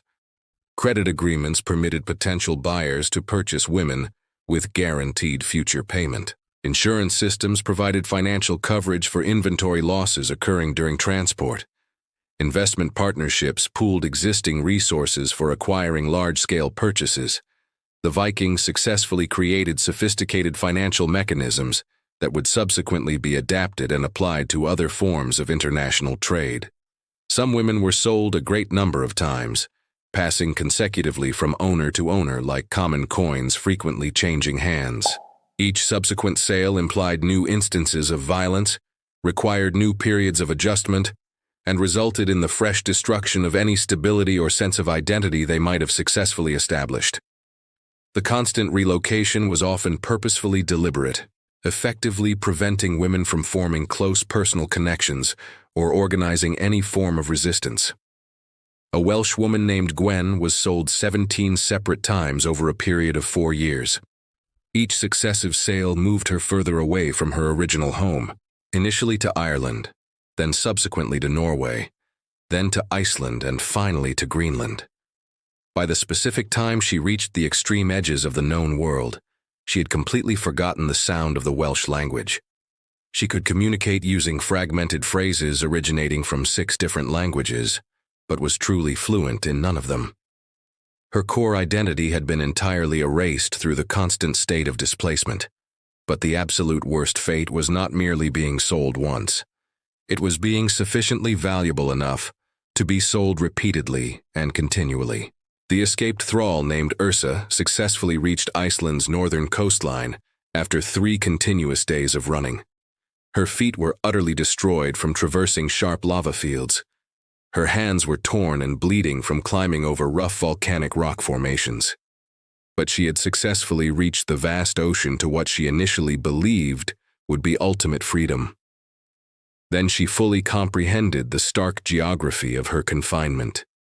Water stretched out endlessly in all visible directions. No rescue ships were waiting. No other landmass was visibly apparent. Even if she somehow managed to steal a small boat, she possessed no knowledge of which precise direction to navigate. The closest land was Greenland, which itself constituted another icy prison. Beyond that, there was absolutely nothing except the immense ocean until the mainland of Norway, a destination she could never hope to reach in a stolen small boat. Freedom was an absolute geographical impossibility. Her subsequent recapture required 2 days. Iceland's distinct settlement pattern meant that any escape attempt was invariably temporary. There were no expansive forests in which to hide, permanently, no neighboring independent kingdoms to successfully reach, and absolutely no communities that would offer safe haven to fugitives. Every single person residing on the island knew every other resident or knew someone who did. A strange woman traveling completely alone was immediately recognizable as an escaped slave. When they brought Ursa back, her subsequent punishment was mathematically calculated. Not death, which would tragically waste her economic value, and not mutilation that would impede her ability to perform work. Instead, they intentionally hobbled her, cutting tendons in her heels that would heal incorrectly, still allowing her to walk and work but ensuring she could never successfully run again. She would spend her remaining years moving with a constant shuffling gait that distinctly marked her as an individual who had attempted escape and painfully learned the absolute impossibility of it. The island slavery enforced in Iceland and Greenland created unique psychological horrors. In continental territories, slaves possessed the ability to at least imagine the possibility of escape. They could dream about successfully reaching free territories, finding welcoming communities that might fully accept them, disappearing anonymously into populations where they might blend seamlessly. Island slaves confronted the absolute certainty that escaping meant only eventual death by drowning in the ocean, perishing in a volcanic eruption, or freezing under the harsh ice. Iceland's permanent settlement began in the year 874, and right from the outset, slaves constituted a significant proportion of the total population. The free settlers urgently required massive amounts of manual labor to successfully establish viable farms from the unforgiving volcanic soil. They imported thralls from Norway and captured more individuals during raids on Scotland, land, and Ireland. These enslaved people faced a landscape that genuinely seemed deliberately fashioned by the gods to actively prevent any escape. The island's interior was an entirely uninhabitable volcanic desert wasteland. The coastal areas consisted of steep rocky cliffs continuously battered by violent turbulent seas. Between the few settlements stretched countless miles of incredibly rough terrain that would certainly kill unprepared travelers. The summer season brought continuous daylight hours that rendered concealment utterly impossible. Winter brought intense darkness and extreme cold that proved fatal within mere hours. The island itself served as a prison more secure than any artificially constructed walls could ever achieve. A coordinated mass escape attempt occurring in 912 concluded in absolute failure. 23 enslaved individuals originating from various farms successfully coordinated their flight, planning to steal suitable boats and attempt to reach Scotland. They managed to successfully reach the coast, even succeeding in stealing 2 small fishing vessels, but they possessed no necessary knowledge of proper ocean navigation. Both small boats were later discovered several weeks later, washed up damaged on Iceland's southern shoreline. All 23 individuals had perished at sea. Their bodies were never recovered. Some women actively chose a fiery volcanic death over facing certain recapture. The island's inherent active geology provided one particular means of escape that could not be easily prevented. Women would intentionally throw themselves into extremely hot springs that boiled them alive instantly. Others walked directly into flowing lava streams, actively choosing immediate incineration over continued enslavement. The volcano Hekla became widely known as a specific location where desperate enslaved people ended their lives in consuming fire rather than continue existence in chains. The severe psychological impact of absolute geographic hopelessness created specific distinctive behavioral patterns. Island slaves exhibited noticeably higher occurrences of complete mental dissociation, simply shutting down mentally while their physical bodies continued performing work. They developed elaborate internal fantasy worlds, consciously creating internal mental escapes when external physical escape was impossible. Some became catatonic, physically functioning but ceasing to respond meaningfully to anything beyond direct commands. Greenland's intense isolation was even more profoundly complete. The 2 small established settlements there necessitated massive labor input to successfully survive in the extraordinarily harsh environment. But escape meant absolute certain death in a stark landscape dominated by ice and stone. The arduous ocean voyage to any alternative destination required many weeks even in large, robust ships. Small boats or individual escape attempts were effectively suicide missions. The land itself offered no sustainable sustenance for fugitives. Death would inevitably come from the extreme cold, prolonged starvation, or predation by polar bears, long before any remote possibility of freedom. Women residing in Greenland confronted additional specific horrors resulting from the significant gender imbalance. Free male settlers significantly outnumbered free women by a ratio of 5 to 1. Female slaves essentially became communal property in complex ways that even exceeded the widespread violations commonly documented in Iceland. They were frequently passed between men nightly, shared casually like necessary tools or available food, their physical bodies becoming utilized resources for entire communities rather than exclusively serving individual owners. The complete social disintegration observed in Greenland established circumstances where even the minimal Norse law ceased to properly function. No assemblies were successfully held regularly. No official law speakers maintained the existing legal tradition.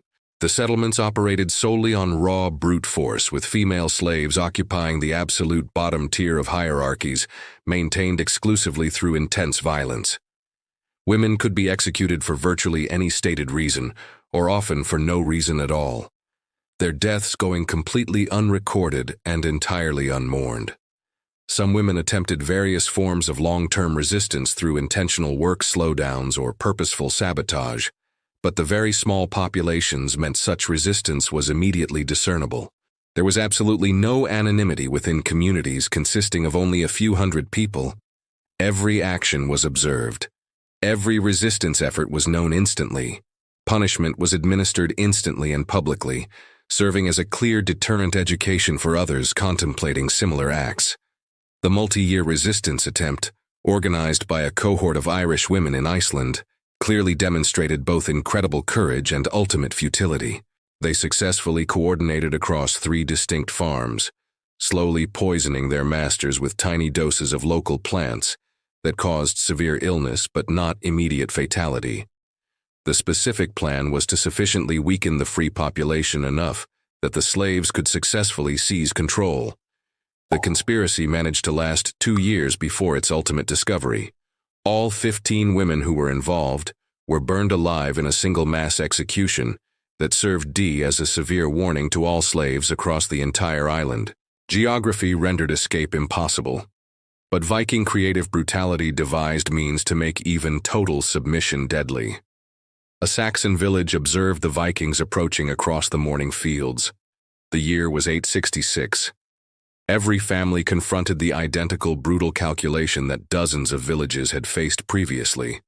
Fight and observe their women suffer intensely and spectacularly, or flee immediately, and perhaps potentially spare them the very worst fate. They chose to flee. Within approximately 1 hour, the entire civilian population was moving southward, abandoning homes their families had inhabited continuously for many generations. They intentionally left provisions in the storehouses, tools within the workshops, everything except only what they could physically carry. The approaching Vikings encountered a desolate ghost town, acquiring wealth without resistance, achieving victory without any battle. The specific terror weapon had functioned perfectly. The weapon utilized was not a sword or an axe, but rather their established reputation. Stories originating from other destroyed villages had disseminated, faster than the Viking ships could physically sail. Everyone was fully aware of what precisely happened to the women in defeated settlements. The public explicit violations, the systematic selection procedures, and the subsequent slavery that followed. These devastating stories were purposefully spread and likely dramatically embellished, creating large-scale mass evacuations before the Vikings even arrived. The terrible mathematics of manufactured terror were meticulously calculated. One woman subjected to severe brutality generated stories that quickly spread through extensive kinship networks, trade connections, and religious gatherings. Those terrorizing stories reached hundreds of other women, who then decisively influenced their families' critical decisions when Vikings suddenly appeared. A single devastating spectacular atrocity possessed the power to completely clear out entire regions without requiring actual combat. The formidable Great Heathen Army that invaded England in 865 systematically employed this intense psychological warfare. After successfully capturing the city of York, they did not immediately advance. Instead, they held possession of the city, while detailed stories of what happened to York's women quickly spread across Northumbria. When they finally commenced marching, they encountered minimal resistance. Populations had already fled proactively rather than risking their women facing the horrific fate of York. Ivar the Boneless, one of the army's most feared leaders, profoundly understood the immense propaganda value derived from female captives. He would often parade captured noble women directly through the territories he intended to conquer next, openly displaying them in conditions that communicated clearly what awaited resistance. These women, still physically alive, but visibly utterly broken, were significantly more effective than mere threats or subsequent negotiations. They served as living mobile warnings that traveled consistently with the advancing army. The Normandy raids graphically demonstrated how efficiently terror achieved through women's bodies could completely empty out entire geographical regions. After Vikings publicly and explicitly violated the Count of Ruin's wife and young daughters, neighboring territories experienced massive rapid immigration. Families willingly abandoned productive agricultural farms rather than risk enduring similar fates. The resulting economic disruption caused by the fleeing civilian populations far exceeded what the Vikings could have achieved through direct physical destruction. Chronicles originating from that historical period described the astounding speed of terror transmission. A monastery viciously attacked on Monday would generate detailed stories reaching settlements located 50 miles away by Thursday.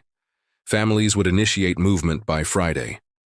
By the next succeeding Monday, Vikings would find completely abandoned villages ready for effortless plunder. The extreme efficiency exceeded any traditional military campaign depended entirely on actual combat. The deliberate strategic approaches included meticulously timing attacks for maximum specific psychological impact. Raiders would intentionally strike during harvest celebration festivals when communities naturally gathered, ensuring the maximum number of witnesses to the committed atrocities. They would specifically target religious celebrations, deliberately violating women within churches to successfully combine spiritual and physical horror. They would choose designated market days when traveling traders would carry the horrific stories to distant communities. Forcing male relatives to witness was a standard procedure. Husbands were compelled to watch their wives being violated. Fathers were forced to watch their daughters being taken. Brothers watched their sisters being selected for eventual slavery. The subsequent psychological destruction inflicted upon men through witnessing female family members suffering created completely broken populations, utterly incapable of sustained resistance. These profoundly traumatized men would spread horrifying stories of their own immense helplessness, actively encouraging others to flee immediately rather than confront similar impotence. The terrible stories spread with meticulously specific details that intensely amplified the pervasive terror. Not merely that women were taken in, but precisely how they were sorted and categorized. Not merely that they were enslaved, but the specific predetermined fates awaiting distinct categories. The absolute precision of the horror, the organizational efficiency applied to the suffering, made it seem entirely unavoidable. Resistance appeared completely futile when the enemy had successfully industrialized brutality. Some existing Saxon chronicles suggest that Vikings purposefully released certain specific captives to actively spread the terrifying narratives. Women who had personally witnessed but not directly endured the absolute worst violations were intentionally freed to carry dire warnings to other vulnerable settlements. They involuntarily became unwitting propaganda instruments, their eyewitness testimony significantly more credible than mere Viking threats, because they had personally observed the reality. The multiplication effect essentially meant that Vikings could successfully conquer territories through sheer reputation more effectively than through actual combat. For every single settlement that was actually attacked, 3 others might spontaneously evacuate based entirely on circulating stories. For every specific woman actually enslaved, dozens of others would actively flee potential enslavement. The potent terror weapon effectively turned Viking raids from local specific disasters into widespread regional evacuation events. The resulting economic benefits were notably substantial. Abandoned settlements could be easily plundered without encountering any resistance. Fleeing civilian populations intentionally left behind everything that was too heavy to physically carry. Vikings successfully gained immense wealth without risking their valuable warriors in direct combat. The intense psychological warfare rendered conquest highly profitable, with minimal requirement for actual fighting.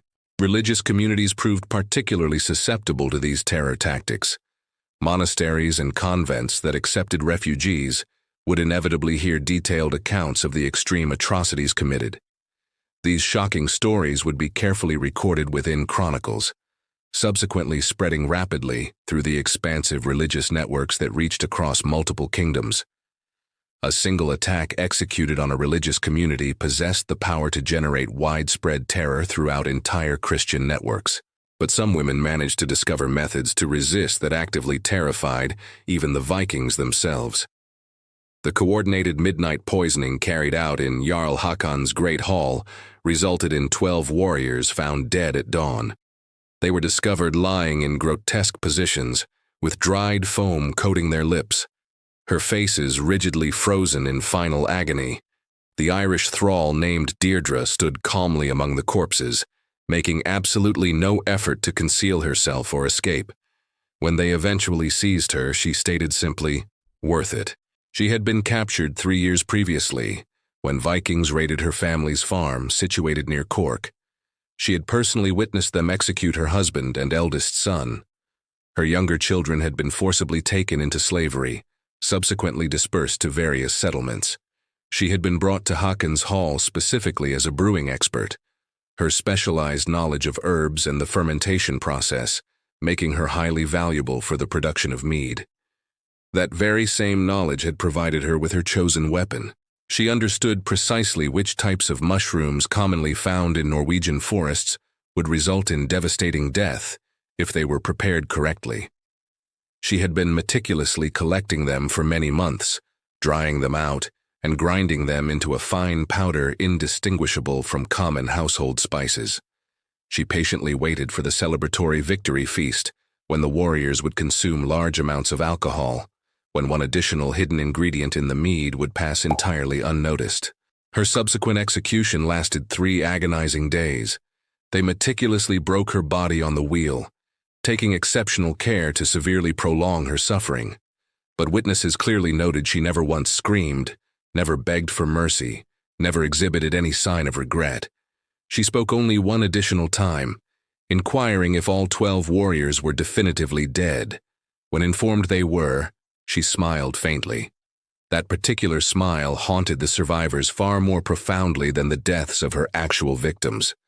Deirdre's actions were not entirely unique. Across the entire Viking domain, enslaved women successfully found various methods to resist that spanned from subtle forms of sabotage to incredibly spectacular acts of violence, the majority paying the ultimate price with their own lives.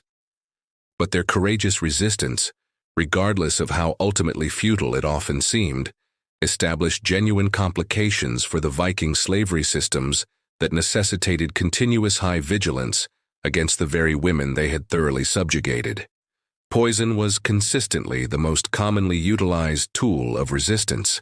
Women who were tasked with preparing food had routine access to the kitchens, gardens, and brewing supplies. They learned which local specific plants induced severe illness versus absolute death. Some engaged in calculated slow poisoning that skillfully appeared to be natural, debilitating disease. Others, such as Deirdre, intentionally chose mass casualty events that successfully delivered strong messages, even though they guaranteed their own immediate demise. A Welsh woman named Sarah successfully killed 3 separate masters over a period of 5 years before finally being apprehended. Each reported death appeared entirely natural. The first victim seemingly perished from food poisoning, the second from a chronic wasting disease. The third died from sudden heart failure. Only when the 4th potential master grew intensely suspicious and ordered his food to be carefully tested, did they conclusively discover she had been utilizing small, undetectable doses of mercury available from metalwork to slowly poison each successive owner. Her specialized knowledge originated from her father, who had been a local healer before Vikings brutally killed him. Arson provided another viable route for determined resistance. A Frankish cohort of thralls successfully coordinated the large-scale burning of Hedby's slave market in the year 943. They had carefully amassed lamp oil slowly, hiding it in multiple secure locations. On a specific night when strong winds were blowing intensely from the west, they simultaneously set fires at 6 different locations around the marketplace. The massive conflagration successfully destroyed not only the slave-holding pens, but also significant sections of the entire trading post. 17 out of the 20 women involved tragically died within the flames they ignited, actively choosing fiery immolation over facing inevitable recapture. Infanticide, an act devastating to the involved mothers, but frequently interpreted as an act of mercy compared to the alternative of condemning children to slavery, occurred regularly. Women would physically smother newborns or deliberately abandon them in thick forests, actively choosing emotional grief over watching another generation become enslaved. Norse law classified this act as property destruction, but no potential punishment could ever be worse than the desperation that drove mothers to terminate the lives of their own children. Information warfare subtly became a practical yet effective form of resistance. Women who successfully learned the Norse language could actively spy on their masters, secretly passing crucial intelligence to other slaves, or even to the established enemies of their captors. A Saxon woman named Elfwin spent 7 continuous years meticulously pretending to understand less Norse than she actually knew, carefully accumulating critical information that she eventually transmitted to English military forces, assisting them in planning resistance against ongoing Viking expansion. Some women deliberately seduced specific Viking men solely to subsequently kill them. They would carefully earn trust through apparent total submission, gain private access to secluded spaces, then suddenly strike when their victims were at their most vulnerable state. A Slavic woman named Ruza successfully killed 5 different Viking leaders over a period of 3 years by becoming their acknowledged concubine, patiently waiting until they completely trusted her, then successfully cutting their throats while they were deeply asleep. Suicide pacts established among captured women successfully prevented Vikings from obtaining the anticipated financial value from their raids. Entire groups would collectively agree to kill themselves rather than be forced to serve as slaves. Mass drownings, deliberate prolonged starvation, or collective poisonings would effectively destroy the economic profitability of the raids. Vikings occasionally found themselves returning with ships loaded with corpses, rather than highly valuable slaves. Religious forms of resistance assumed shapes Vikings found particularly disturbing. Christian women would voluntarily engage in extreme ritual fasting that severely destroyed their health and reduced their economic value. They would intentionally disfigure themselves to actively diminish their worth. Some would voluntarily enter catatonic states through continuous intense prayer, effectively transforming into living corpses that were unable to work or serve any useful purpose. Physical resistance, despite usually ending in failure, occasionally achieved success. A group of Irish women successfully overpowered their guards during transport, killed them using their own weapons, and navigated the ship back to the coastline of Ireland. Most women lacked navigation skills and subsequently died at sea, but 3 total ships are documented as having been successfully returned by escaped slaves who had acquired basic sailing knowledge from observing their captors. Long-term resistance achieved through sustained cultural preservation also actively threatened Viking domination. Women would secretly teach their offspring Christianity, Irish legal codes, Saxon customs, or other important traditions inherited from their original homelands. They diligently maintained languages the Vikings had actively attempted to erase. They meticulously preserved family genealogies that the Vikings desired to be forgotten. This continuous cultural resistance created persistent identity conflicts in children who were officially intended to be fully assimilated Vikings. The resulting price for any act of resistance was severely extreme. The specific blood eagle execution method, where the ribs were systematically broken outward to visually resemble wings, and the lungs were forcibly pulled out to flutter, like wings, was occasionally utilized for women who had successfully killed their masters. Mass executions targeting uninvolved slaves would subsequently follow individual acts of resistance, intentionally creating immense pressure within the slave communities against future rebellion. But resistance persisted, because for many of these women, choosing death coupled with defiance seemed definitively preferable to enduring a life completely devoid of dignity. Their actions, despite usually culminating in their own executions, generated constant anxiety and worry among the Viking owners. The women they had successfully enslaved and repeatedly violated, transformed into potential severe threats that could strike unexpectedly at any moment through any provided meal, any offered drink, or throughout any given night. When vigilance inevitably lapsed, their defiant spirit is often forgotten, but their intense suffering successfully constructed an empire. Sigrid stands within the Angel of Death's small tent on the Volga River's steep bank. The 6th warrior has only just departed. The aged woman approaches, deliberately holding the rope and the specific blade. In only a matter of minutes, Sigrid will be smoke rapidly ascending from a burning funeral ship, her final act of service to a master who owned her while living and will continue to own her while dead. She unequivocally represents one example among hundreds of thousands whose personal names were intentionally forgotten, whose profound suffering was systematically erased from records, whose basic humanity was denied so thoroughly that we now only know them through their absolute absence. The numerical data reveals only one portion of the complete story. Historians conservatively estimate that during the primary Viking Age, from approximately 793 up to 1066, over 500,000 women were forcibly enslaved by Norse raiders and subsequent traders.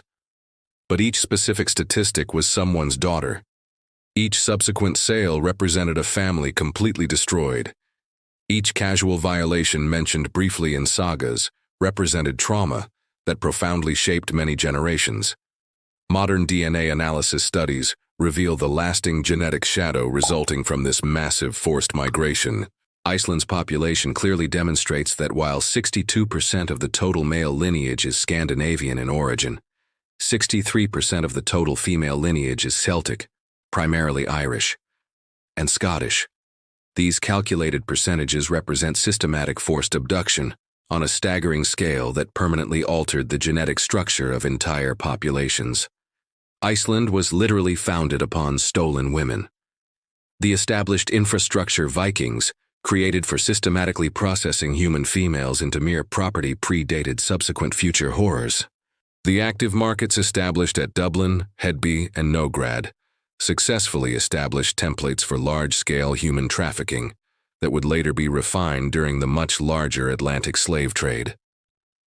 The precise legal frameworks that completely erased female humanity provided direct precedents for other later systems of dehumanization.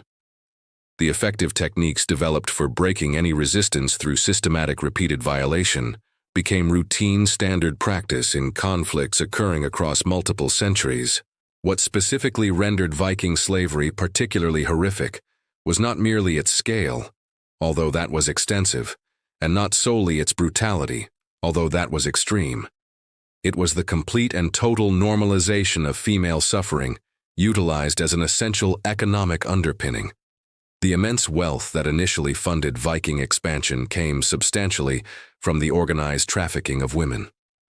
The eventual genetic future of established Norse settlements relied upon forced reproduction executed by enslaved women. The complex social structures that effectively maintained Viking society urgently required female slaves as absolutely fundamental structural components. The identical Vikings we presently celebrate as adventurous explorers were, in reality, human traffickers. The identical ones we presently admire as successful traders dealt primarily in human flesh. The identical ones we currently fantasize about as fierce warriors were systematic perpetrators of extreme violence, specifically against women. The long ships we frequently observe in history museums carried enslaved women hidden in their holds. The valuable gold artifacts we admire in exhibitions were acquired with financial profits generated from selling Irish girls in distant Byzantine markets. Every significant Viking accomplishment was fundamentally constructed upon female suffering. The extensive expeditions that successfully reached North America were ultimately financed by slave profits. The complex trade networks that physically connected Scandinavia all the way to Asia moved women as the primary commodity. The settlements that subsequently evolved into modern Nordic nations were populated through the process of forced reproduction enacted upon enslaved women. The saga literature that faithfully preserves much of Viking history barely mentions these women except purely as property. They appear as mere background figures holding drinking cups at celebratory feasts, operating looms, existing only in direct relation to the men who legally owned them. Their inherent voices were intentionally excluded from all existing records. Their specific perspectives were deemed completely unworthy of preservation. Their stories only survive in fractured fragments, in subsequent archaeological evidence, and in DNA studies that clearly reveal what written records actively attempted to conceal. Modern Scandinavia has largely and conveniently forgotten this specific history. Museums primarily concentrate on Viking ships, deadly weapons, and extensive exploration. Tourist attractions enthusiastically celebrate Viking strength and adventure. Popular culture frequently presents Vikings as noble warriors or intrepid adventurous explorers. The systematic enslavement and continuous violation of hundreds of thousands of women has been significantly reduced to mere footnotes within broader narratives of general Viking achievement. Dublin stands today proudly as a contemporary European capital city. Its Viking history is officially celebrated in numerous museums and tourist attractions. But from the years 841 to 1170, it functioned as Europe's absolute largest slave market.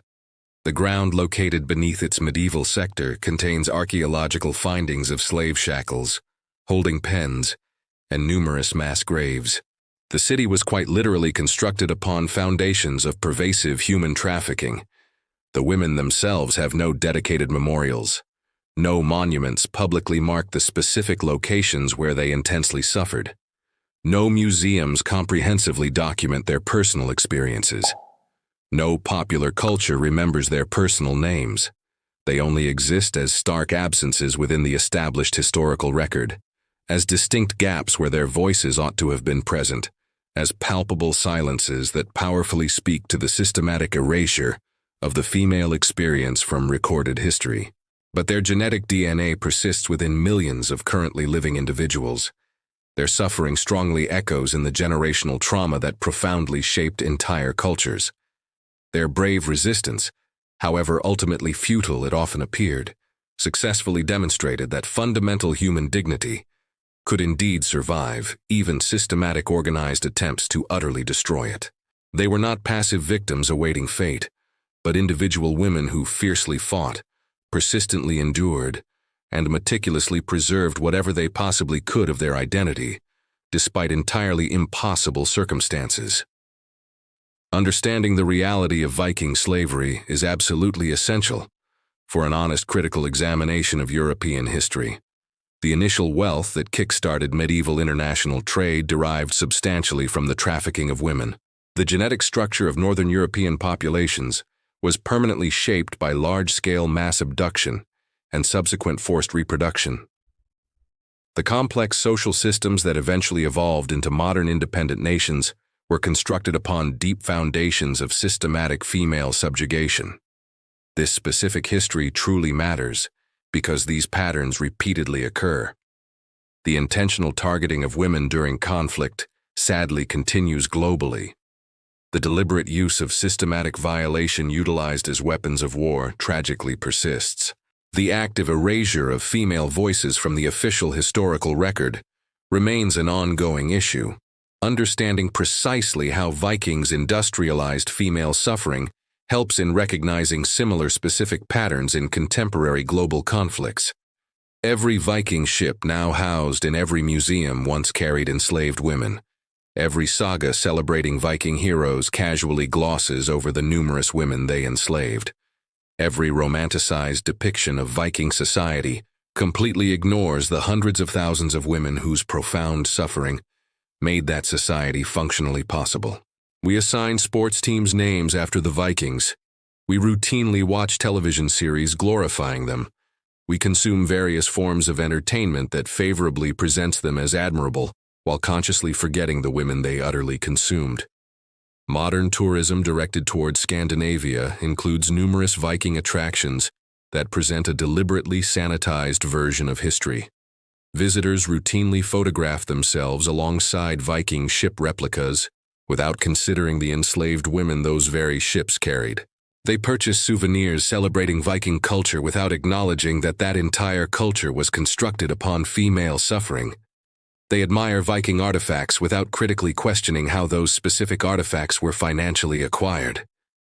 The women fully deserve recognition not merely as nameless, faceless victims, but as specific individuals who confronted completely impossible circumstances with whatever level of courage they could successfully muster.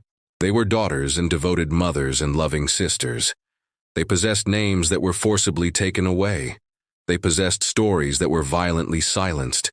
They possessed potential that was tragically destroyed by systematic organized violence that actively treated them as property rather than as actual people.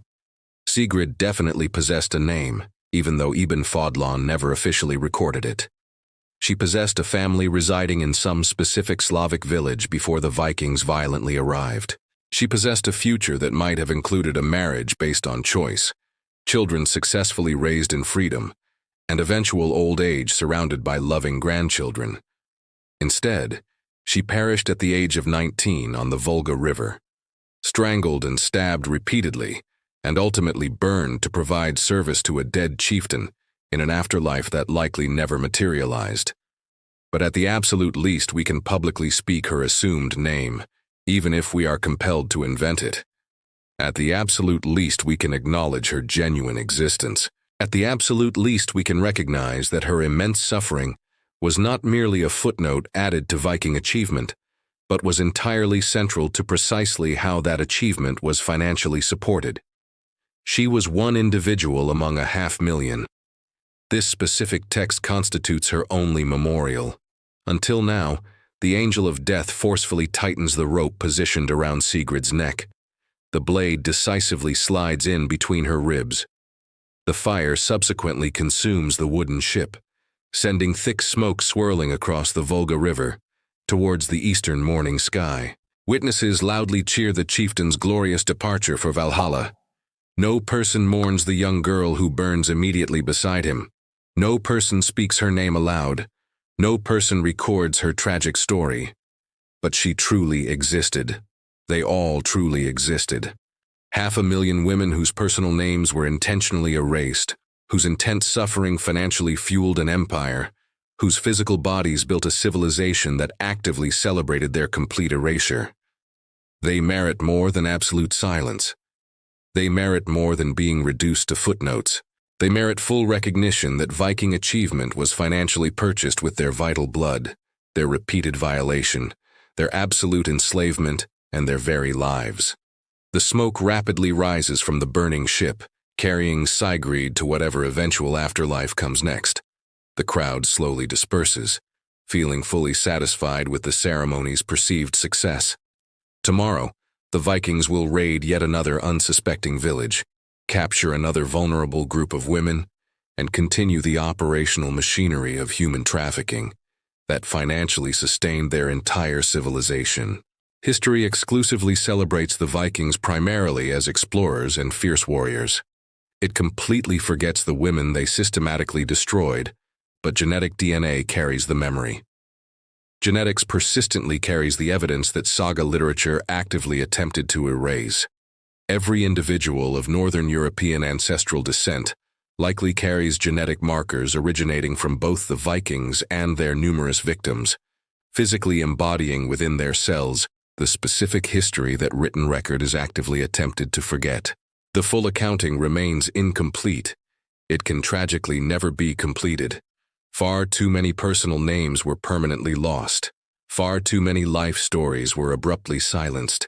Far too many women completely vanished into the system of slavery and death, without any existing record of their specific existence. But we can clearly acknowledge the recurring pattern. We can clearly recognize the systematic and organized nature of Viking slavery. We can fully understand that what occurred to these particular women was not a random accident or an occasional excess, but was fundamentally essential to precisely how Viking society functioned. Ed Cigarette perished in 922. She was estimated to be approximately 19 years old. She had been subjected to enslavement for 2 continuous years. She was one among many hundreds of thousands. This represents all the information we possess. This is objectively more than the majority of enslaved women received. This remains tragically insufficient, but it constitutes a starting point. Recognition that they genuinely existed, acknowledgement that they intensely suffered, understanding that their suffering was not marginal or incidental, but completely central to Viking society. Appreciation that they were not inanimate property but actual people whose core humanity was completely denied by pervasive systems that urgently needed their labor, their physical bodies, and their very lives. The intense fire completely consumes the ship. The thick smoke slowly dissipates across the river's surface. The assembled crowd returns to their routine daily lives. Sigrid transforms into nothing but ash and memory, and then, eventually, not even memory. Just one additional forgotten woman whose prolonged suffering fundamentally built the Viking Age. She deserved a better fate. They all deserved a better fate. The least we possess the capacity to do is accurately remember that they existed, that they truly mattered, that their suffering was absolutely real and highly systematic and entirely fundamental to the specific civilization we continue to celebrate. This was defined as their only memorial. Until now, until we consciously choose to speak their suppressed names, to officially recognize their erased existence, to formally acknowledge that Viking achievement was constructed upon their bodies, their violation, and their blood. Sigrid is permanently gone, but her life story, despite the necessity of imagination, accurately represents hundreds of thousands of actual women who endured real horrors that financially funded real Viking expansion. They were not merely myths or gross exaggerations. They were actual people whose intrinsic humanity was systematically denied by a specific civilization that urgently required their suffering to fully function. Remember their existence. Remember Sacred. Remember the 500,000 whose individual names we will never truly know. They were the true foundation of all Viking achievement, the invisible pervasive suffering that made visible glory functionally possible. If this compelling glimpse into history's darkest hidden corners has left you wanting to uncover additional buried truths, I have carefully prepared another journey into the severe shadows of the past that you definitely won't want to miss. Click on the subsequent video appearing promptly on your screen now to successfully discover another shocking and tragic chapter that history deliberately attempted to erase. And if you found this exploration as compelling as I did, please ensure you hit that subscribe button so we can continuously peel back the accumulated layers of history together. These forgotten voices urgently deserve to be clearly heard, and there remain so many more untold stories waiting to be shared.